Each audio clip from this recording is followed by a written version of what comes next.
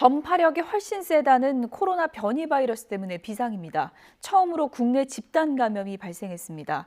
그동안 해외에서 입국한 확진자와 같이 사는 가족이 옮은 적은 있지만 확진자와 같이 살지 않는데 변이 바이러스에 한꺼번에 감염된 건 이번이 처음입니다.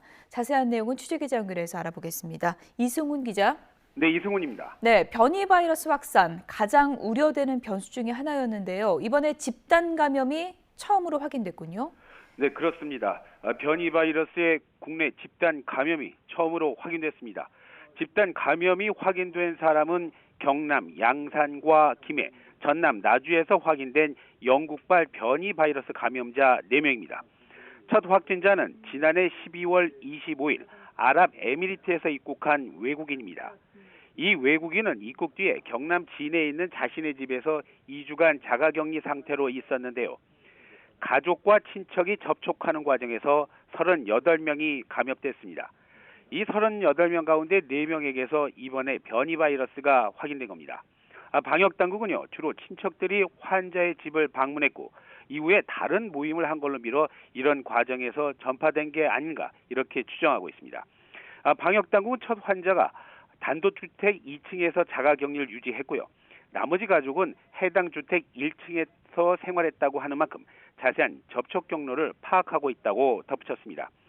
확진자 38명 가운데 36명은 가족과 친척이고 나머지 2명은 지인인데 이들 모두는 외국인입니다.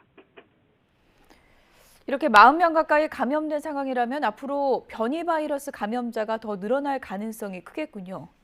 네, 그렇습니다. 방역당국이 가장 걱정하는 부분이기도 한데요. 방역당국은 현재 이들 38명 가운데 먼저 변이 감염이 확인된 4명 이외에 나머지 34명도 변이 바이러스에 감염됐을 가능성이 큰 걸로 보고 추가 검사를 진행하고 있습니다. 방역당국은 해외 여행력이 있는 사람으로부터 전파가 시작돼서 지역으로 추가 전파가 확인된 집단 사례라면서 확진자 가운데 같은 유형의 변이 바이러스가 나올 가능성이 있는 상황이라고 전했습니다. 감염이 확인된 사람은 사는 곳이 경남과 전남 등으로 달랐지만 같은 사업을 해온 걸로 전해졌습니다. 다만 방역당국은 접촉자의 활동 이력으로 볼 때 집단 내에서만 주로 활동했고 그 밖의 지역사회에서의 일반 활동은 많지 않은 걸로 확인됐다고 덧붙이고는 있습니다. 하지만 해외 유입 확진자 가족에 이어서 함께 살지 않은 친척까지 잇따라 변이 바이러스에 감염된 걸로 볼 때 자칫 지역사회로 전파가 이어지는 게 아니냐는 걱정은 커지고 있습니다. 이에 따라서 방역당국은 집단 사례로 분류한 접촉자 136명에 대한 추가 검사와 함께 확진자의 직장과 학교 등에서 접촉자가 더 있었는지를 조사하고 있습니다.